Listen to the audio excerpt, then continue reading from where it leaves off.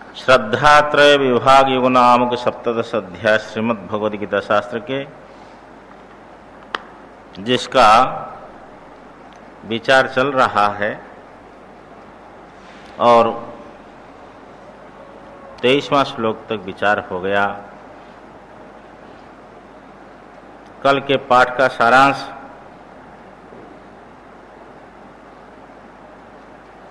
कि देव द्विज गुरु प्राज्ञ पूजनम आदि शारीरिक तप, अनुद्वेग कर्म वाक्यम सत्यम आदि को, वांग्मय तप और मनः प्रसाद सौम्यत्व आदि को ये मानस तप कहा गया। निष्कामी व्यक्ति के द्वारा परा श्रद्धा से यदि उनका अनुष्ठान होता है तो सात्विक तप कहा जाता है, और सकामी व्यक्ति सत्कार मान पूजा के लिए और दंभ से यदि ये तप करता हो वह तप राजस तप माना जाता है।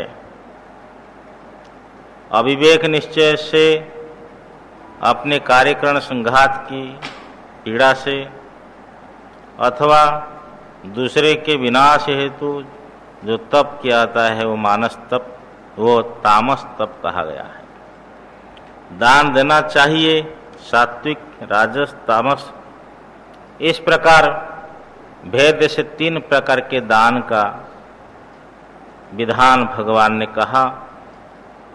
दान देना चाहिए आदि ये सात्विक दान है प्रत्युपकार के लिए, अथवा फल को उद्देश्य करके आदि जो दान दिया जाता है वह राजस दान है, और आदेश काल आदि में जो दान दिया जाता है तामस दान है। यज्ञ दान तप प्रवृत्तियों में निर्दोष बनाने के लिए, उसमें दोष निकल जाए, वो निर्दुष्ट हो जावे, साधुगुण्यकरण करने के लिए ये भगवान के जो 3 नाम है ओम तत्सत, इनका भी उपदेश हुआ है। जो प्रजापति सृष्टि के आदि में ये तीनों नाम के उच्चारण सामर्थ्य से ब्राह्मण वेद और यज्ञों को रचना की, उनके द्वारा विहित हुए। आगे का श्लोक तस्मात् ओमिति उदाहृत्य यज्ञदान तपः क्रियाः प्रवर्तन्ते विधानोक्ताः सततं ब्रह्मवादिनाम्। भगवान के नाम ओम तत्सत, इसीलिए तस्मात् इसलिए ओम इति उदाहृत्य, ओम भगवान के नाम जो है इसको उच्चारण करके ब्रह्मवादी नाम वैदिक लोगों के विधानोक्ता यज्ञदान तपः क्रियाः, विधान से कही गई जो है यज्ञ दान तप रूपी क्रियाएं प्रवर्तन्ते होती हैं, सततम निरंतर होती, अर्थात जो वैदिक लोग हैं वह यज्ञ दान तप क्रिया का अनुष्ठान करते समय में ओम उच्चारण करके फिर उनका अनुष्ठान करते हैं। तस्मात् इसलिए ओम इति उदाहृत्य, ओम ये भगवान के नाम को उच्चारण करके वैदिक लोगों की यज्ञ दान तप रूपी क्रियाएं जो विधान से कही गई हो वो सततम निरंतर जो है प्रवर्तनते होती हैं। तदित ये ओमकार का विनियोग बतलाया। तत् शब्द का विनियोग आगे बतला रहे हैं, कहाँ इसका विनियोग होता है। तदित्यनभिसंधाय फलम यज्ञ तपः क्रियाः दान क्रियाश्च विविधाः क्रियन्ते मोक्षकांक्षिभिः। सबके तो उच्चारण हो गए थे नहीं कि, इसलिए केवल अर्थ कर लें तो बोलते हैं तद इति, भगवान का जो ओम तत्सत उसमें तो तत् शब्द है भगवान का नाम इति, इस प्रकार उच्चारण करके समझना चाहिए। फलम अनभिसंधाय, फल की इच्छा न रख करके, फल को उद्देश्य न बना के, मोक्षकांक्षी भी, मोक्ष के इच्छुक व्यक्तियों के द्वारा यज्ञ तपः क्रिया, यज्ञ और तप रूपी क्रियाएं, विविधा दान क्रियाश्च, और विभिन्न प्रकार के दान क्रियाएं, विभिन्न प्रकार के दान क्रिया, किसी को जमीन दान देना है, किसी को सोने दान देना, सोना दान देना आदि, ये सब विविधा दान क्रियाश्च, और विभिन्न प्रकार दान क्रियाएं क्रियन्ते, की जाती हैं। ऐसा कहीं आया हुआ है कि माता के समान गुरु नहीं है, दान के समान खजाना नहीं है, सत्य के समान तप नहीं है, और भूमि दान के समान दान नहीं है। भूमि दान को श्रेष्ठ, कहीं अन्यत्र आया कि अन्नदान सबसे श्रेष्ठ है, और अन्यत्र आया है कि सबसे बड़ा दान है विद्यादान, क्योंकि अन्न से तो क्षणिका तृप्ति, यावत जीवन तो विद्या, कि जब तक जीवन है तो विद्या है, तृप्ति होती रहेगी। विद्या जिनके पास में हो उनको संतुष्टि, तृप्ति बनी रहती। जिसके पास में विद्या हो, सरस्वती की कृपा हो, जहाँ भी जाता है तो विद्या का सम्मान है। इसलिए कहा गया कि राजा तो स्वदेश में पूजित होता है, विद्वान सर्वत्र पूज्यते। इस प्रकार जो है मोक्षकांक्षियों के द्वारा फल को उद्देश्य न बना करके, फल की इच्छा न रखते हुए, ये जो भगवान का नाम है इसको उच्चारण करके विभिन्न यज्ञ तप क्रियाएं और विभिन्न प्रकार की दान क्रियाएं की जाती है, क्रियन्ते। ओम और तत् शब्द का विनियोग कहा गया, वर्तमान सत शब्द का विनियोग है। ओम तत्सत, सत शब्द का विनियोग कर रहे हैं। सद्भावे साधुभावे च सदित्येतत् प्रयुज्यते, प्रशस्ते कर्मणि तथा सत्शब्द पार्थ युज्यते। हे पार्थ, सद्भावे, असद्भाव से सद्भाव में, जैसे पुत्र नहीं था, पुत्र उत्पन्न हो गया तो पुत्र का सद्भाव हो गया। इसी सद्भाव में शिष्ट पुरुष लोग सत शब्द का प्रयोग करते हैं। हाँ ठीक, समीचीन, सत। सद्भावे साधुभावे च, और साधुभाव में कोई दुराचारी था, मद्यपान आदि करता था, अब उन सबको छोड़ दिया है तो फिर वो साधु स्वभाव में आ चुका है। तो ऐसी स्थिति में तो सद्वृत्ति, सदाचरण को लेकर के साधुभाव में सत शब्द का, सत यदि ये भगवान का जो नाम सत है, इस प्रकार एतत् प्रयोजति, यह शिष्ट पुरुषों के द्वारा प्रयोग किया जाता है, सद्भाव में और साधुभाव में। प्रशस्ते कर्मणि तथा, हे पार्थ, तथा प्रशस्त कर्मणि, मांगलिक कर्म विवाह आदि में सत शब्द युज्यते, सत शब्द का प्रयोग किया जाता है शिष्ट पुरुषों के द्वारा। पार्थ संबोधन है, हे पार्थ, सद्भाव और साधुभाव में सत, इस प्रकार भगवान का यह नाम प्रयुक्त होता है, तथा मांगलिक कर्म विवाह आदि में सत शब्द का प्रयोग किया जाता है, प्रयोग होता है शिष्ट पुरुषों के द्वारा। और सत शब्द का कहाँ प्रयोग होता है? यज्ञ तपसि दाने च स्थिति ही सदिति चोच्यते, कर्म चैव तदर्थीयम सदित्येवाभिधीयते। यज्ञ तपसि दाने च, यज्ञ में और तप में और दान में जो स्थिति है, स्थिति का अर्थ क्या लेंगे? स्थिति का अर्थ लेंगे निष्ठा, तत्व। तत्परता, कोई यज्ञनिष्ठ व्यक्ति है, कोई तपोनिष्ठ है, कोई दान निष्ठ है, तो उसमें जो स्थिति है, निष्ठा है, सद इति च उच्यते, च का अर्थ और सद, इस प्रकार भगवान का नाम कहा जाता है विद्वानों के द्वारा। हाँ भाई ठीक, सत है।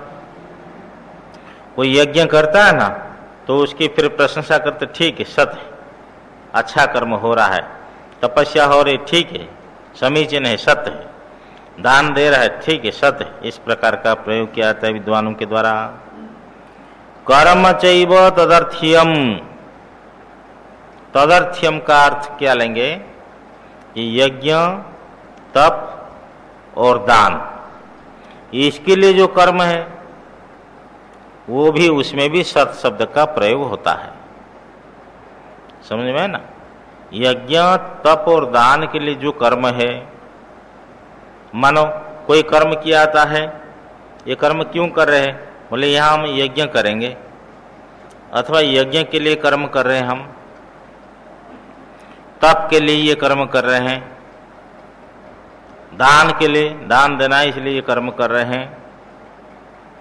तो वो यज्ञ, दान, तप के लिए जो कर्म है, अथवा तदर्थ्यम, ये यज्ञ, दान, तप अर्थ, अथवा जिसका ये नाम है ओम तत्सत, ये जिनका नाम है वो ईश्वरार्थ्यम, ईश्वर के लिए जो कर्म किया जाता है, कर्म चैव तदर्थ्यम, तो उसमें सत इति अभिधीयते, उसको वो कर्म जो है सत इस प्रकार कहा जाता है।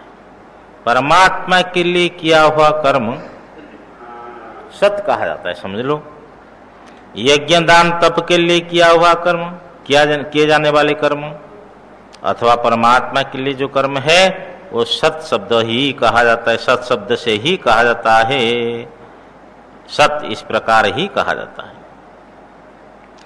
एक व्यक्ति, अच्छा यहाँ भगवान भाष्यकार लिखते हैं, तद एतद यज्ञ, दान, तप आदि कर्मा सात्विकम विगुणमपि श्रद्धापूर्वकम ब्रह्मणो अभिधान सगुणम सात्विकम संपादितम भवति।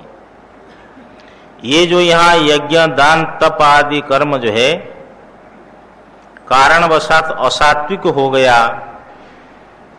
गुण रहित, दुष्ट हो गया, दोष संपन्न हो गया, यदि श्रद्धा पूर्वक ब्रह्म के ये 3 नाम का प्रयोग किया जाता है, उसी से वह सगुण भी हो जाता है, यज्ञ आदि सगुण हो जाते हैं और सात्विक भी हो जाते हैं।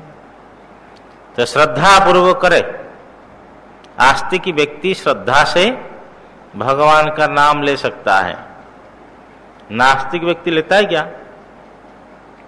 नास्तिक व्यक्ति हाँ ठीक है आप कहते हो कर लेगा, लेकिन इच्छा नहीं है, समझे ना, सब कर रहे हैं इसलिए मैं भी कर लूं, अनिच्छा। तो श्रद्धा पूर्वक, श्रद्धा की प्रधानता है, श्रद्धा की प्रधानता से भगवान का नाम लेने पर ही बिगड़ा हुआ सुधर जाता है, दोष आने पर भी उसमें गुण आ जाता है ना। कहीं आया है कि जो है इतने उपवास रहने पर जो पाप कटता है, तो उसका इतने दिन प्राणायाम करो तो उससे वो पाप कट जाता है, और उसमें वो पाप कटता है केवल भगवान का निमेष ध्यान कर ले, स्मरण कर ले। भगवान के नाम में इतनी बड़ी सामर्थ्य है, तो इस प्रकार नाम स्मरण करते ही वो पाप कट जाता है। तो श्रद्धालु तो कर सकता है, यदि श्रद्धा नहीं है तो क्या पाप कटेगा, क्या दोष जाएगा। इसलिए श्रद्धा प्रधानता रूप से सबका संपादन होता है। इसीलिए भगवान अंतिम श्लोक में ये कह रहे हैं, अश्रद्धया हुतम दत्तम तपस्तप्तम कृतम च यत् असदितुच्यते पार्थ न च तत्प्रत्यनो यह। हे पार्थ, अश्रद्धया हुतम, अश्रद्धा से जो हवन किया गया, समझे ना। एक महात्मा को मैंने देखा तो उनके पिताजी को याद करके खूब रोते हैं कभी कभी। उनके पिताजी भी महात्मा हो गए थे। कहे स्वामी जी, मेरा जीवन को मेरे पिताजी ने सुधार कर लिया। बड़ा नास्तिक था। पिताजी बोलते थे जब तक महादेव जी के लिंग में जलाभिषेक नहीं करोगे तब तो रोटी नहीं मिलेगी। तो रोटी के लिए ही करना पड़ता था। हाँ, कई बार माँ भी दया करना चाहते थे लेकिन पिता कठोर थे। अब उनके पिताजी के समाधि बनी जहाँ मैं देखता था, वो महात्मा को उनकी बार बार परिक्रमा करते थे कि आज हमारा जीवन जो है वो पिताजी की देन है। तो कठोर अनुशासन में भी यदि श्रद्धा नहीं भी हो बाल्यावस्था आदि में, तो वो तो अनुशासन में आकर के बड़े होकर के श्रद्धालु हो जाता है। लेकिन जिसका अनुशासन नहीं है और वो व्यक्ति अश्रद्धालु हो, उसके द्वारा कुछ काम होने वाला नहीं है। क्योंकि अश्रद्धा से जो हवन किया गया है, अश्रद्धया हुतम, अश्रद्धया दत्तम, और अश्रद्धा से दिया हुआ दान, तप्तम तपः, अश्रद्धा से अनुष्ठित तप, और कृतम च यत्, और अश्रद्धा से जो कुछ किया गया हो, नमस्कार, स्तुति, नमस्कार आदि। हे पार्थ, असद इति उच्यते, वो असद इस प्रकार कहा जाता है। क्यों असद कहा जाता है? भगवान का भाष्यकार लिखते हैं, मत प्राप्ति साधन मार्ग बाह्यत्वात्, मेरे को प्राप्त करने का जो साधन है वो साधन से बाहर हो गया। भगवान ने चतुर्थ अध्याय में कहा है, श्रद्धावान लभते ज्ञानम, सर्वप्रथम श्रद्धा होनी चाहिए। जिसके अंदर में श्रद्धा नहीं है, गुरु वेदांत वाक्य में विश्वास नहीं है, उसको कैसे ज्ञान प्राप्त होगा? नहीं हो सकता है। तत्पर भी होना चाहिए, इंद्रिय संयम भी होना चाहिए, लेकिन मूल श्रद्धा है, आंतरिक साधन है। इसलिए मत प्राप्ति, मेरे प्राप्ति साधन मार्ग से बाह्य होने से वो असत कहा जाता है। जो अश्रद्धा से जो हवन हुआ, जो दिया गया, अनुष्ठित तप, और जो भी कुछ किया गया हो, स्तुति नमस्कार आदि, ये सब असत कहा जाता है। असत इस प्रकार कहा जाता है। पार्थ, न च तत्, च का अर्थ और, न च तत् प्रत्यय, और तत् माने वह बहुत परिश्रम से किया गया हवन आदि भी, प्रत्यय न माने मर के परलोक में उसका उपयोग नहीं होता है। मरने के बाद में वो फलद नहीं होता है। कई कर्म ऐसा हो जाते हैं जिनका भोग एक जीवन में नहीं हो सकता है। एक जन्म में सबका भोग हो जाए, ऐसा भी एक सिद्धांत है जिसका खंडन भाष्यकार भगवान ने कहा है नहीं। अनेक कर्मों का, कई कर्म ऐसा है जो जिसका फल बिल्ली योनि में जा करके, कुछ कर्म का फल कुत्ते योनि में जा करके, कुछ कर्म का फल देवता की योनि में जा करके तो भोगना होता है। तो आप कहोगे कि पशु पक्षियों का भी भोग और देवताओं का भोग एक मनुष्य शरीर में सबका हो जाए, ये संभव नहीं है। अनेक जन्मों का कर्म पड़े हुए हैं जो अनेक फल प्रदान करने वाले हैं। ब्रह्म ज्ञान से अतिरिक्त ऐसा कोई साधन नहीं है जो हमारे संचित कर्म को निर्बीज बना दे। केवल एकमात्र ब्रह्म ज्ञान ही ऐसा साधन है, भस्मसात संपूर्ण कर्म को भस्म कर देती है। ये ज्ञान रूपी अग्नि है। इसीलिए मनुष्य को आज हमारे पास में कोई सुख है, निश्चित रूप से पुण्य का फल है, लेकिन सदा के लिए सुख रहेगा इसमें कोई ये नहीं है, गारंटी नहीं है। कोई प्रामाणिकता रूप से नहीं कर सकती सदा के लिए सुख रहेगा, सदा के लिए दुख रहेगा। ये तो कर्मों का फल है। ये जो मकान बनता है ना, उस समय लिखा रहता है कि इस मकान में कौन किस समय रहेगा, किसके लिए मकान बनाया जा रहा है, कौन प्राणी रहेगा, कितनी छिपकली रहेंगे, कितनी होते ना चिंटी मकोड़े, और ये जो मकड़ा है, ये कितने कितने रहेंगे, कौन कौन आएंगे इसी कमरे में रहेंगे। और देखो वहाँ कमलदास कुटिया आप जाएंगे हरिद्वार में, सुनने में आया कि बहुत संत रहते थे, 400-500 संत रहते थे, पुराने लोग बतलाते। और अभी जाओगे हरिद्वार में, देख पुलिस लाइन है, वहाँ पुलिस लोग रह रही है। तो पुलिस लोग रह रहे हैं, देखो तो उनका प्रारब्ध है, ऐसी बुद्धि बनेगी व्यवस्था की, उसको आप किराए में देना पड़ेगा उसको, क्योंकि उनका प्रारब्ध में आया है, उनको भोग करके जाना है। तो ये कर्म तंत्र है।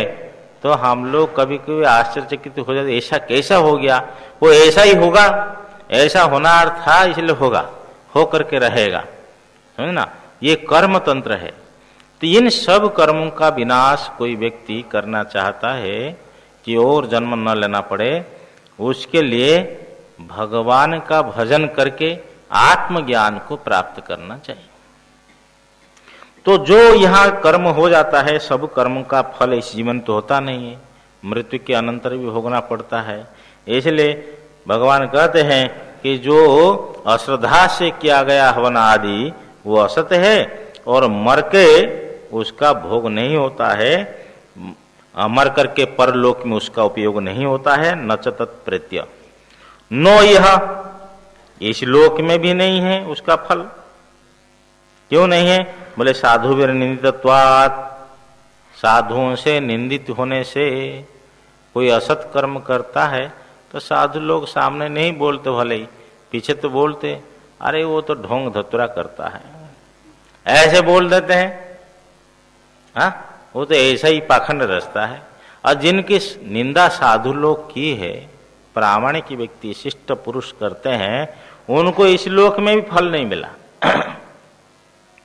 इस लोक में फल तभी मिलना चाहिए, समझ लो, कि जिनको मान सम्मान मिलता है, जो चाहते हैं कि अपना को मान मिले, तो उसको मान नहीं मिलता है। और सदाचारी यदि मान नहीं चाहता है तो भी मान उसको मिलता है। जो सदाचारी होता है तो उनको समाज में प्रतिष्ठा प्राप्त होती है, तो उनका नाम ख्याति अपने आप फैलती है। जैसे गांव में किसी के घर में पुत्र पैदा हुआ है कि भाई अमुक व्यक्ति का लड़का हुआ है, पूरे गांव वालों को, छोटा गांव हो तो पता लग जाता है। कैसे पता लग जाता है? कोई जाकर देखा है? वो जनवाणी है। ऐसा है कि हाँ, हमारे संत में कहते हैं, संत लोग बेतार के तार होते हैं। यहाँ इस आश्रम में क्या घटना घटी है तो उधर हरिद्वार, ऋषिकेश, समुख वो विभिन्न स्थान में फैल जाती कि स्वामी जी के स्थान में ऐसी घटना हो गई। ये कैसे पता लग गया? बोले संत लोग बेतार के तार होते हैं, जहां गए वहां चर्चा हो गई, वहां वहां वहां वहां। तो जनश्रुति है ये, कि बहुत बड़ा संपर्क सूत्र है। तो जो व्यक्ति मान चाहता है उसको मान नहीं मिलता है यदि उसका आचरण सत्य ना हो तो। इसीलिए भाष्यकार भगवान वासुदेव बोलते, नो यह इस लोक में भी, क्योंकि अश्रद्धा से जो हवन आदि हुआ है वो इस लोक में भी फलद नहीं है। क्यों? शिष्टों के द्वारा वो निंदित होने से। सज्जनों, ऐसा कर्म नहीं करना चाहिए जिसमें शिष्ट लोग जो है निंदा करें। अतः हवन, दान, तप, स्तुति, नमस्कार आदि जितने सत्कर्म है ये सब श्रद्धा पूर्वक करना चाहिए, ये भावार्थ है। इस प्रकार इति श्री महाभारते शतसहस्र्यां संहितायां 82 भीष्म पर्वणि श्रीमद्भगवद्गीतासु उपनिषत्सु ब्रह्मविद्यायां योगशास्त्रे श्री कृष्णार्जुन संवादे श्रद्धात्रय विभाग योग नाम सप्तदशोऽध्यायः इति श्रीमत्परमहंस परिव्राजकाचार्यस्य श्री गोविंद भगवत पूज्यपाद शिष्यस्य श्रीमच्छंकर भगवतः कृतौ श्रीमद्भगवद्गीता भाष्ये श्रद्धात्रय विभाग योग नाम सप्तदशोऽध्यायः। श्री कृष्णार्पणमस्तु। आगे अंतिम अध्याय है मोक्ष संन्यास योग नामक अष्टादश अध्याय का प्रारंभ है। उच्चारण पहले कर लिया जाए। ओम श्री परमात्मने नमः। अथाष्टादशोऽध्यायः। अर्जुन उवाच संन्यासस्य महाबाहो तत्त्वमिच्छामि वेदितुम् त्यागस्य च हृषीकेश पृथक् केशिनिषूदन। श्रीभगवानुवाच काम्यानां कर्मणां न्यासं संन्यासं कवयो विदुः सर्वकर्मफलत्यागं प्राहुस्त्यागं विचक्षणाः। त्याज्यं दोषवदित्येके कर्म प्राहुर्मनीषिणः। यज्ञदानतपः कर्म न त्याज्यमिति चापरे। निश्चयं शृणु मे तत्र निश्चयं शृणु मे तत्र त्यागे भरतसत्तमा। त्यागो हि पुरुष व्याघ्र त्रिविधः संप्रकृतितः। आगे का थोड़ा पाठ भेद है, पहले हम अपने अनुसार फिर आपके अनुसार पढ़ेंगे। यज्ञो दानम तपः कर्म यज्ञ दान तपः कर्म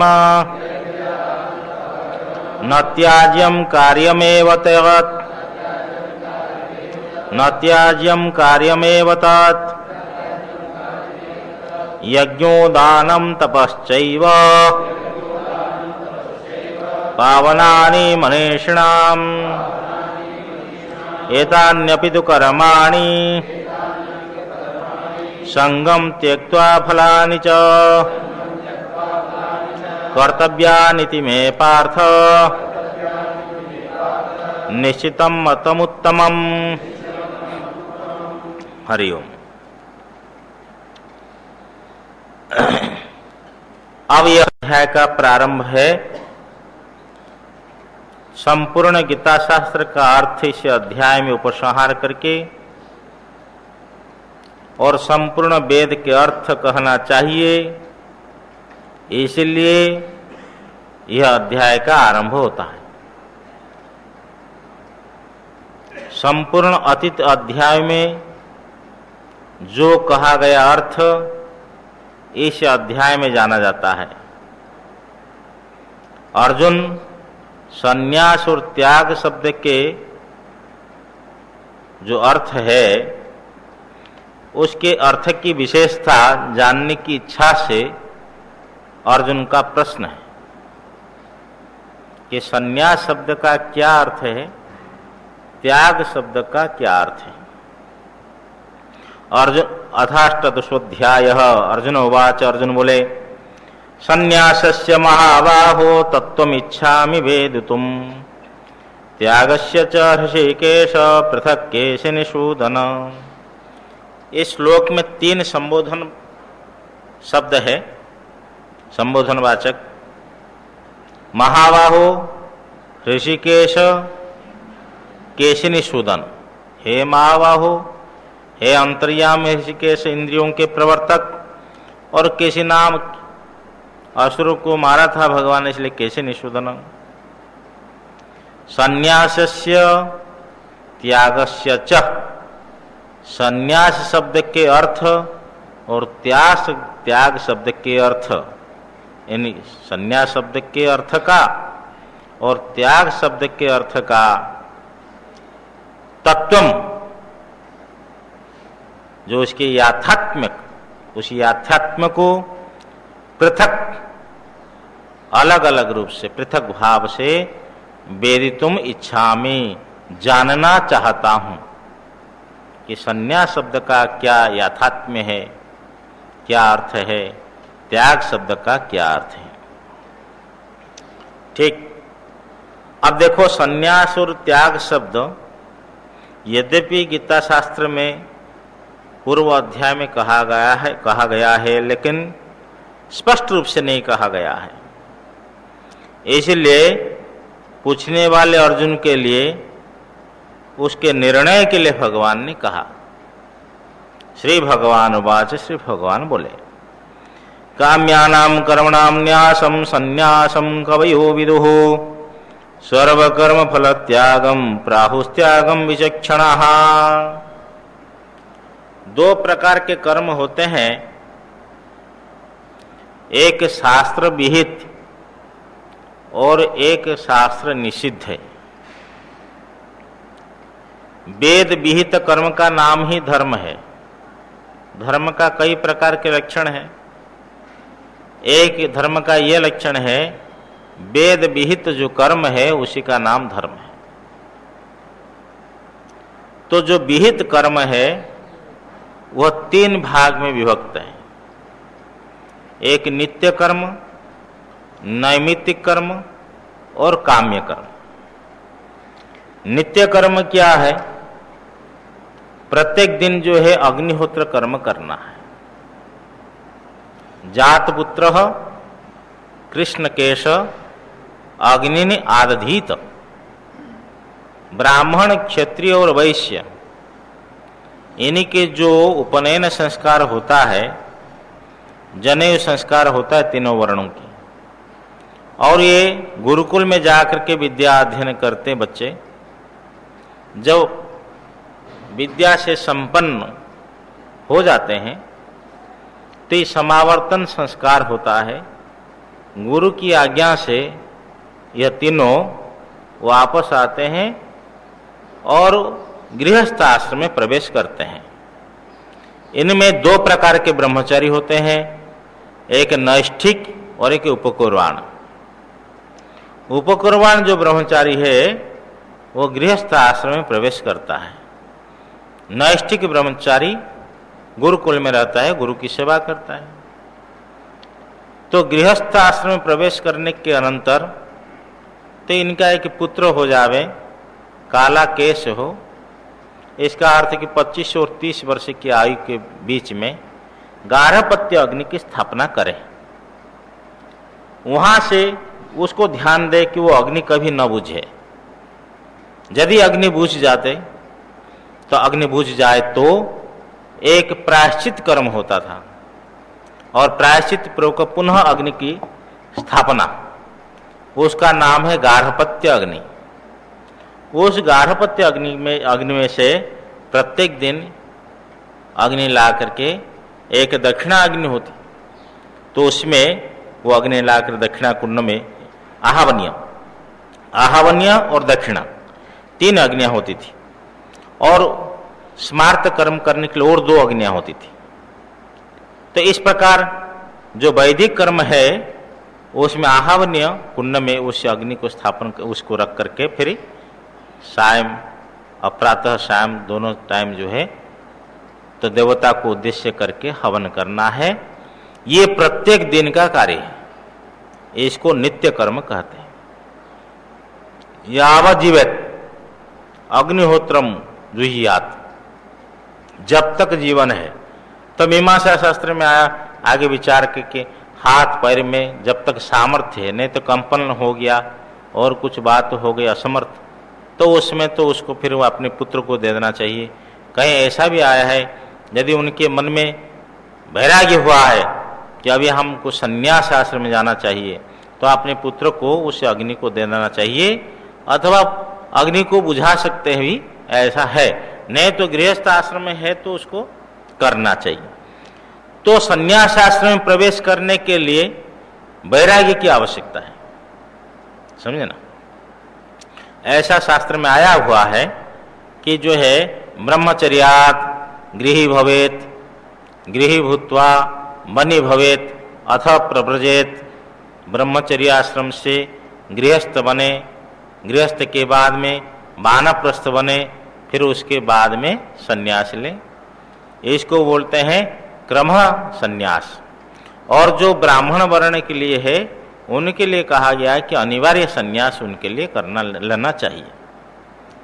वेतर्थवा यद अहरेव विरजेत तद अहरेव प्रव्रजेत, ब्रह्मचर्याद्वा गृहाद्वा वनाद्वा, अथवा जिस दिन वैराग्य हो उस दिन वो संन्यास ले, ब्रह्मचर्य आश्रम से ले अथवा गृहस्थ आश्रम से ले अथवा संन्यास आश्रम से ले। ऐसे महापुरुषों के जीवन में पढ़ने में आया, किसी की छोटी सी बच्ची है, किसी के छोटा सा बच्चा है, लेकिन वो फिर संन्यास ले लिया। हाँ, ऐसे जब महापुरुषों के जीवन में पढ़ने में आता है तो वो इतना वैराग्य है अंदर, उनको रोकने पर भी रुका नहीं जा सकता। नहीं तो छोटे छोटे नवजात शिशु को छोड़कर कौन आता? ये विरक्त के बिना ऐसा परिवार को नहीं छोड़ सकता है। श्रीधर स्वामी तो बहुत ही विरक्त हो गए थे और वो भी पत्नी रहित छोटे बालक को छोड़ करके आ गए। तो ये वैराग्य की आवश्यकता है। जिस दिन वैराग्य हो उस दिन सन्यास में जाए, नहीं तो गृहस्थ आश्रम में तो ये अग्निहोत्र उनको प्रत्येक दिन करना होता है, नित्य कर्म। और एक होता है नैमित्तिक कर्म। चंद्र ग्रहण हुआ, सूर्य ग्रहण हुआ, आज पिता के श्राद्ध है, आदि आदि जो है नित्य कर्म में स्मार्त कर्म, और भी ऋषि देव यज्ञ तो है ही, ऋषि यज्ञ है। हाँ, ये सब चर्चा तो हो चुकी पहले से। तो आदि आदि जो अतिथि यज्ञ है, भूत यज्ञ है, कोई घर में अतिथि आया उसको खिलाना पिलाना, प्राणियों की सेवा, हाँ गाय है, कुत्ता है, कौवा है, इन सब की सेवा भी करनी है। हाँ, पितरों के लिए तर्पण प्रत्येक दिन देना है, और ऋषि यज्ञ है, प्रत्येक दिन स्वाध्याय करना है। ये सब स्रोत स्मार्त सब नित्य कर्म में आते हैं। और नैमित्तिक कर्म इस प्रकार है, सूर्य ग्रहण चंद्र ग्रहण आदि आते हैं तो इस निमित्त से कर्म होता है। और एक होता है काम्य कर्म। कामना पूर्वक पशु चाहिए, पुत्र चाहिए, अमुक चाहिए, अमुक चाहिए, अमुक चाहिए, स्वर्ग आदि चाहिए, तो जो कामना पूर्वक फल की इच्छा रख करके जो कर्म किया था उसका नाम काम्य कर्म है। इस प्रकार विहित और निषिद्ध प्रतिषिद्ध जो कर्म दो प्रकार के हो गए, और विहित कर्म जो है वो तीन भाग में विभक्त हुए, नित्य नैमित्तिक और काम्य। अर्जुन की जो है जिज्ञासा है भगवान के पास में कि जो है ये संन्यास शब्द का क्या अर्थ और त्याग शब्द का क्या अर्थ है। संन्यास शब्द के जो अर्थ है उसका याथात्म्य, और त्याग शब्द के अर्थ के याथात्म्य पृथक रूप से आप बतलाइए। अर्जुन की जिज्ञासा है, मैं उनको जानना चाहता हूं। श्री भगवान वाच, श्री भगवान बोले देखो, काम्यानाम कर्मणाम न्यासम संन्यासम कवयो विदुः। कवयो हो, कवयो, कवयो का अर्थ है पंडिता, पंडित लोग काम्य कर्मों के न्यास को, काम्य कर्मों का परित्याग को संन्यासम विदुः, संन्यास रूप से जानते हैं कि काम्य कर्मों का परित्याग करें। नित्य नैमित्तिक कर्म का परित्याग नहीं करना। कौन से कर्म का परित्याग करना? काम्य कर्म का। ऐसा कुछ विद्वान लोग बोलते हैं। सर्वकर्म फल त्यागम प्राहुस्त्यागम विचक्षण, और विचक्षण लोग, पंडित लोग कुछ बोलते हैं कि सर्वकर्म फल त्यागम, बोले नहीं, काम्य कर्म का त्याग नहीं करना है, नित्य भी कर्म नित्य कर्म करना है, नैमित्तिक कर्म करना है, काम्य कर्म भी करना है, परंतु इनके फल त्याग करना। सर्व कर्म फल त्यागम, सब कर्मों के फल का जो त्याग है उसी त्याग को विचक्षण त्यागम प्राहु, त्याग शब्द से कहते हैं। यहाँ कर्म त्याज नहीं है, कर्मों का फल त्याग है। कितने प्रकार हो गया? 2 प्रकार हो गए। दोनों का मत भगवान प्रस्तुत किया है। अब यहाँ प्रश्न है कि नित्य नैमित्तिक जो कर्म होते हैं उनका फल ही तो नहीं होते हैं, तो उनका त्याग कैसा? कथम उच्यते, कैसे कहा जा रहा है कि उसका त्याग है? जैसा कोई कहे, भगवान भाष्यकार लिखते हैं यथा बंध्याया पुत्र त्याग, जैसे बंध्या का पुत्र त्याग। किसी बंध्या के पास में पुत्र नहीं है, बोला मेरे पुत्रों को मैं त्याग करती हूं, ये तो अप्रासंगिक वचन है। इसी प्रकार नित्य नैमित्तिक का फल ही नहीं है, तो फल का क्या त्याग करना? सिद्धांति बोलते हैं नैष दोषः, ये दोष नहीं है। क्यों? नित्यानाम अपि कर्मणाम भगवता फलवत्वस्य इष्टत्वात्, नित्य जो कर्म है उनके भी फल भगवान के द्वारा इष्ट है। आगे कहेंगे भगवान अनिष्टम इष्टम मिश्रम च त्रिविधम कर्मणः फलम भवति अत्यागिनाम प्रत्य न तो सन्यासिनाम क्वचित। जो कर्मों के अत्यागी है उनको ये फल मिलता है 3 प्रकार के, तब फल है तभी ना फल मिलता है। जो परमहंस परिव्राजक सन्यासी ब्रह्मज्ञानी, उनको उनके लिए कोई कर्म का फल नहीं है, और तो सबके लिए कर्म का फल है ही। संन्यासानाम एव ही केवलम कर्मफला संबंधम दर्शयन् असन्यासिनाम नित्य कर्म फल प्राप्तिम भवति भवत्यत्यागिनाम प्रत्य इत्यादि। इसके द्वारा भगवान ने कहा है कि ज्ञानी के लिए कोई कर्म फल नहीं है, और तो सबके लिए कर्म फल है, इसलिए नित्य कर्म का भी फल है। तो दूसरा पक्ष ये हो गया कि सर्व कर्म फल त्याग। प्रथम पक्ष क्या हुआ? हाँ? अरे भाई कहना पड़ेगा ना, हम पूछते तो आप तो सिर हिलाते केवल। काम्य कर्म का त्याग प्रथम पक्ष, और द्वितीय पक्ष क्या हुआ? सर्व कर्म फल त्याग। ऐसा प्रॉम्प्ट रहिए ना बोलने के लिए। तो 2 पक्ष हो गया। और तीसरा पक्ष क्या देखो, त्याज्यम दोषवदित्येके कर्म प्राहोरमनेषिणः यज्ञ दान तपः कर्म न त्याज्यमिति चापरे। बोलते एके मनीषिणः, कुछ मनुष्य लोग ये बोलते हैं कि कर्म जो है वो त्याज्यम, कर्म जो है ये त्यागने योग्य है, कर्म मात्र ही, क्योंकि दोषवत ये कर्म जो है दोष वाला है। दोषो अस्य अस्तिति दोषवत मतु प्रत्यय करेंगे तो दोष वाला कर्म है, अथवा दोष इव, दोष के समान। जैसे दोष त्याज्य है ऐसे कर्म भी त्याज्य। दोषवत तो 2 प्रकार की व्याख्यान है कि दोष वाला कर्म अथवा दोष के समान कर्म। दोषवत इति, इस प्रकार एके मनीषिणः कर्म त्याज्यम, दोष वाला कर्म, कर्म मात्र ही त्याज्य है, कर्म में तो दोष रहेगा ही, अथवा दोष के समान, जैसे दोष को त्याग किया जाता है ऐसी दोष के समान ये कर्म त्यागने योग्य है। इति, इस प्रकार एके मनीषिणः प्राहु, कुछ मनुष्य लोग बोलते हैं, तत्वचिंतक बोलते हैं कि कर्म करना ही नहीं है। और कुछ लोग अपरेच, दूसरे लोग क्या बोलते हैं? यज्ञ दान तपः कर्म।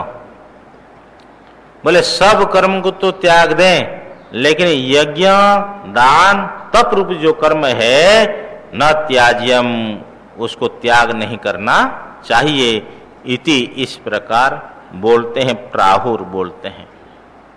कितने पक्ष हो गया? 4 पक्ष हो गया। भगवान से अर्जुन बोले भगवान मैं तो आपसे पूछा संन्यास शब्द का क्या अर्थ है, उसका यथार्थ में क्या है? त्याग शब्दार्थ का यथात्मक क्या है, और आप ये बोलते ये ऐसा बोलते, वो ऐसा बोलते, वो ऐसा बोलते, वो ऐसा बोलते।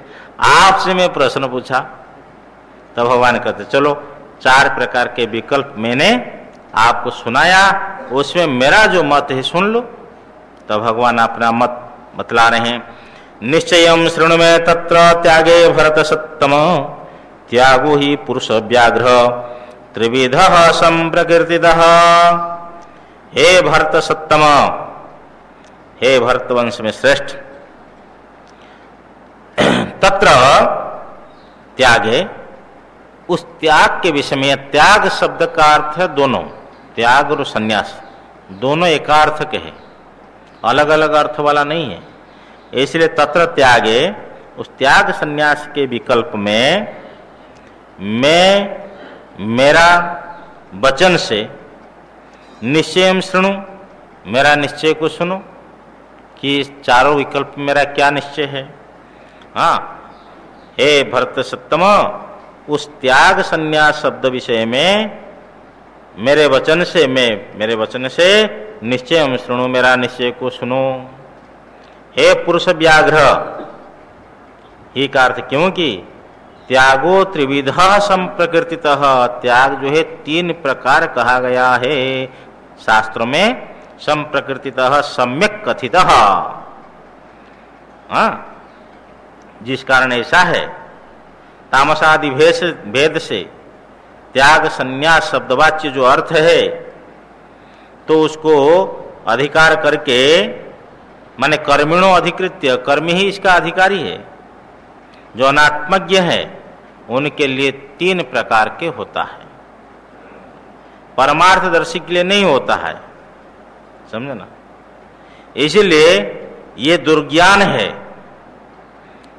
तो यहां जो है तत्व जो है मेरे सिवाय, मेरे से अतिरिक्त अन्य बोलने के लिए समर्थ नहीं है। इसलिए ये निश्चय सुनो, परमार्थ शास्त्रार्थ विषय जो अध्यवसाय है, ऐश्वरम, ईश्वर का जो निश्चय है, ये मेरे वचन से सुनो, मत्तः शृणु, मेरे से सुनो, क्योंकि इसके अर्थ जो है दुर्ज्ञान है, इसको बोलना संभव नहीं दूसरों के लिए, मैं बोल रहा हूं। हे पुरुष व्याघ्र, क्योंकि जो त्याग है वो शास्त्रों में 3 प्रकार, हाँ, त्रिविधा संप्रकृतितः सम्यक कथितः। यज्ञो दानम तपः कर्म न त्याज्यम कार्यमेव तत्। भगवान अपने मत सुना रहे हैं कि यज्ञ जो है और दान और तप, इनका त्याग नहीं करना चाहिए। न त्याज्यम, ये त्यागने योग्य नहीं है। कार्यमेव तत्, ये यज्ञ आदि जो है वह कार्यम एवं करणीय ही है, अवश्यमेव कर्तव्य है, उनका अनुष्ठान करना चाहिए। क्यों? यज्ञो दानम तपश्चैव पावनानि मनीषिणाम। जहां पाठ है यज्ञ दान तप कर्म, उसी प्रकार अर्थ भी है, अर्थ तो कोई आपत्ति नहीं है, एक ही है। तो यज्ञ और दान तप ही मनीषिणाम, फल के अनभिसंधि निष्काम व्यक्तियों के तो अंतःकरण के पावनानि, शोधक हैं। ये विशुद्ध करणानि, ये विशुद्ध कराणी, विशुद्ध करने वाले हैं यज्ञ दान तप। शर्त इतना है कि निष्काम भाव से करते हैं। तो ये निष्काम कर्म योग भी बड़ा कठिन है। ज्ञान योग लोग बोलते कठिन तो है ही, लेकिन निष्काम कर्म योग भी कठिन है, निष्काम भक्ति योग भी कठिन है। कठिन तो ये भी है। तो जो लोग निष्काम भाव से अनुष्ठान करते हैं यज्ञ दान तप, उनको यहाँ मनीषी शब्द से भगवान ने कहा, मनीषिणाम।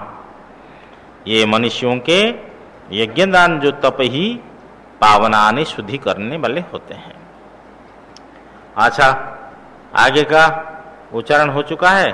नहीं, चेतक भगवान करे एतान्यपि तु कर्माणि संगम त्यक्त्वा फलानि च कर्तव्यानिति मे पार्थ निश्चितम मतमुत्तमम।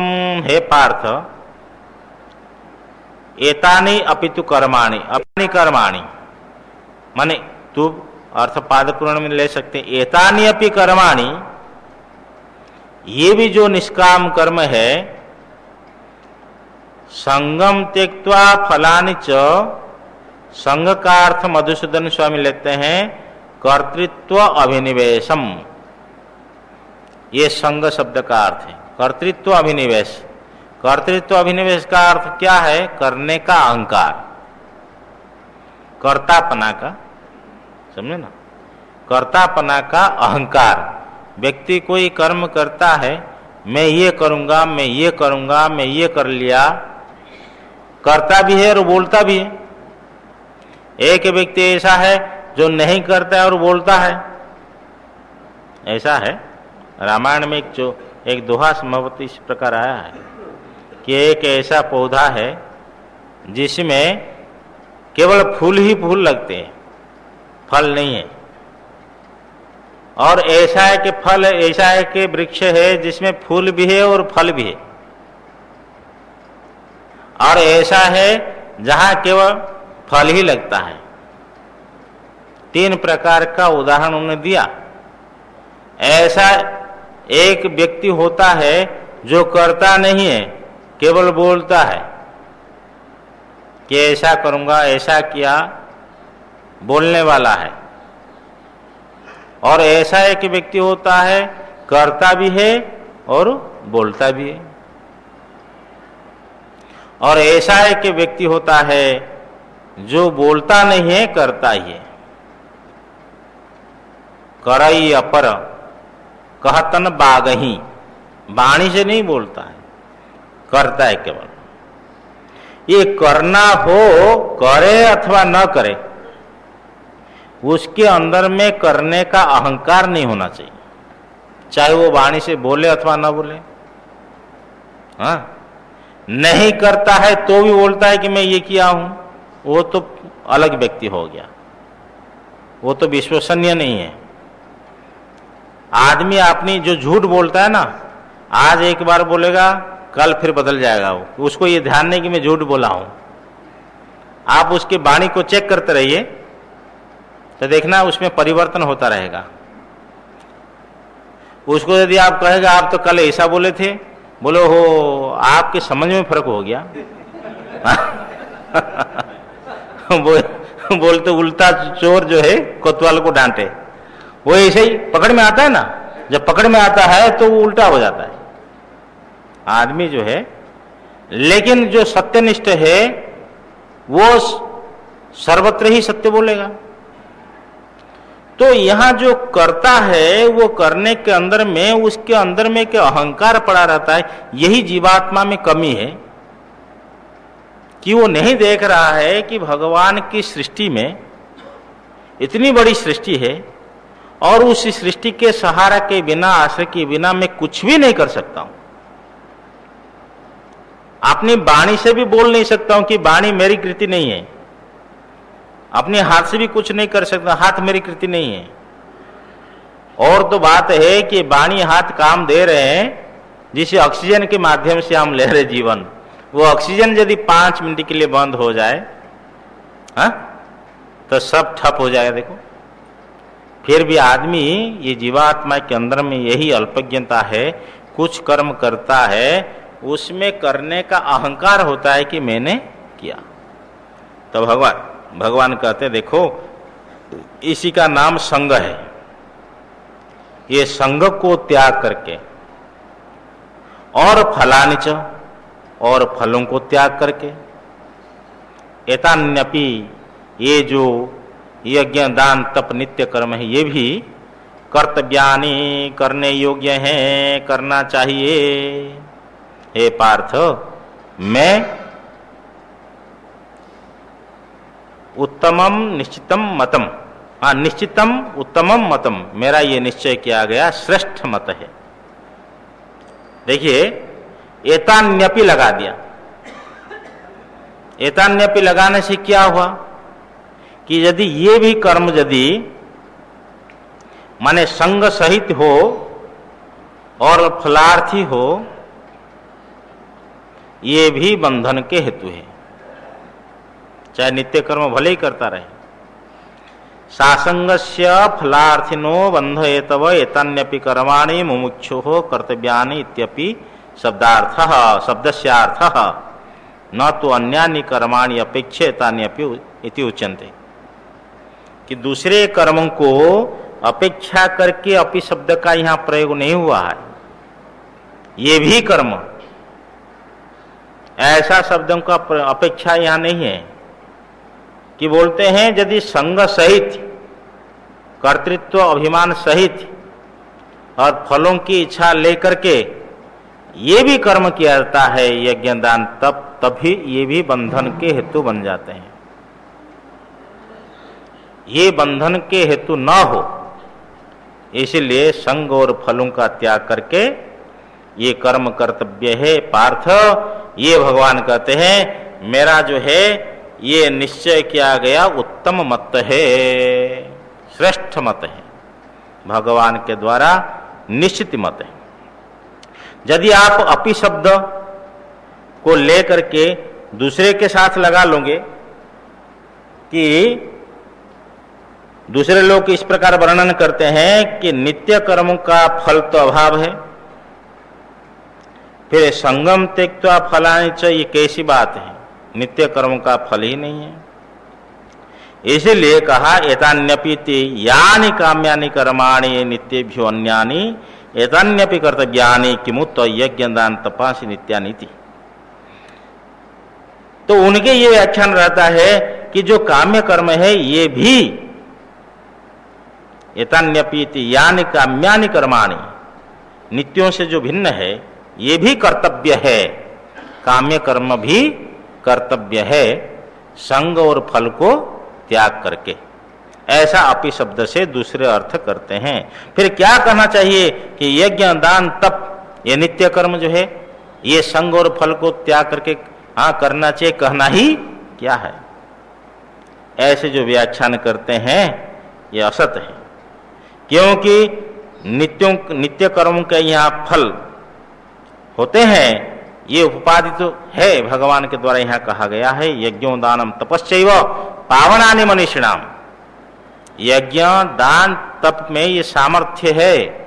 यदि निष्काम भाव से इनका अनुष्ठान होगा, ये शुद्धि करेंगे, ये शुद्धि क्रिया जो है, शुद्धि जो रिजल्ट फल है, यही तो इन कर्मों का फल है। आप कैसे बोलते कि इनका फल नहीं है? यज्ञ दान तप के फल नहीं है, ये कैसे कह रहे हो? भगवान तो स्वयं कह रहे हैं कि ये पावनानि मनीषिणाम, ये पवित्र करने वाले, शुद्धि करने वाले। तो इनके द्वारा जो शुद्धि होती है, निर्मल मन जन सो मही पावा, मन की शुद्धि हो तभी तो भगवान का साक्षात्कार होगा। मन की शुद्धि नहीं है तो भगवान का साक्षात्कार नहीं हो सकता है। तो मन की शुद्धि नित्य कर्मों से होती है, निष्काम भाव से करे तो फल नहीं। इसके इस प्रकार कैसे आप कह रहे हो? नित्य जो कर्म है कि नित्यान्यपि कर्माणि बंध हेतुत्व आशंकया जिज्ञासुर मुमुक्षुः कुत काम्येषु प्रसंगः। बोले नित्य कर्म भी यदि कर्तृत्व अभिनिवेश पूर्वक और फल की इच्छा रखते हुए यदि करता है, वो भी बंधन के हेतु की आशंका होती है। बंधन के हेतु की आशंका होती है। तो फिर काम्य में प्रसंग कहाँ है? क्या जिज्ञासु ये चाहते हुए काम्य कर्म करेगा क्या? यदि वो काम्य कर्म करता है, फल की इच्छा रख करके कोई कर्म करता है, तो इसका अर्थ को जिज्ञासु, हाँ बोलिए, कैसे हो सकता है? मुमुक्षु कैसे हो सकता है? संसार के इच्छा भी रखता है, संसार के भोग की इच्छा रखता है, संसार के ऐश्वर्य की इच्छा रखता है, और फिर कहता है कि मेरे को ब्रह्म साक्षात्कार हो जाए। संभव होगा क्या? नहीं होगा ना। इसका अर्थ कि वो मुमुक्षु नहीं है। बोले वो लिखता है कि मुमुक्षु है, वो लिखता है मुमुक्षु है, बोले वो तो ऐसे ही शब्द लिख दिया, वास्तविक है नहीं। तो ये जो किसी को ये शंका हो सकती है कि जब नित्य कर्म का फल ही नहीं, फल की इच्छा कैसे रख सकता है? वो नित्य कर्म का फल अंतःकरण की शुद्धि है। बोले यदि अंतःकरण की शुद्धि की इच्छा रखता है तो फल की तो इच्छा रह गई। बोले इन कर्मों के और भी यदि कोई इच्छा रखता है कि इस तपस्या के द्वारा, इस यज्ञ के द्वारा और कुछ काम करेंगे और कुछ फल, सांसार की फल की इच्छा रखेंगे, वो बंधन है। नहीं तो पूर्व पाठ में आया ना कि क्रियंते मोक्षकांक्षी भी, मोक्ष की इच्छा रखने वाले तो ये अनुष्ठान करते ही है। तमेतम वेदान वचन ब्राह्मणा विविदिशंति यज्ञेन दानेन तपसा नाशक नीति। अरे भाई तो चाहते हैं कि हमारा अंतःकरण शुद्ध हो जाए, हमारा मन निर्मल हो जाए, हमको प्रभु का साक्षात्कार हो जाए, ये तो इच्छा रखते ही है। बोले ये इच्छा बंधन के हेतु नहीं है। इसी इच्छा से अतिरिक्त यदि संसार की इच्छा रखते हैं तो बंधन का हेतु हो जाता है। इसीलिए तो मनु ने तपस्या करके भगवान से कहा, प्रभु एक अंदर में इच्छा है, बोलना नहीं चाहता, क्या बोला नहीं जाता है। बोले बोलिए ना, आप जैसे पुत्र हमारे घर में आवे। भगवान ने कहा मेरे जैसे पुत्र कहां से आएगा, तो मैं ही पुत्र के रूप में आऊंगा। तो देखो ये संसार की जो इच्छा है ये बंधन के कारण है। इसलिए दुरेण हेवरम कर्म बुद्धि होगा धनंजय, भगवान ने सकाम कर्म की दूर से ही निंदा करी, दूर से नीचे हीन है। इसलिए सकामता दूर हो और परमात्मा की प्राप्ति की इच्छा हो। आगे फिर प्रसंग कल चलाएंगे। तो परसों तो अष्टमी है ना, हाँ परसों अनध्याय रहेगा, कल तो होगा। ओम पूर्णमदः पूर्णमिदं पूर्णात् पूर्णमुदच्यते पूर्णस्य पूर्णमादाय पूर्णमेवावशिष्यते।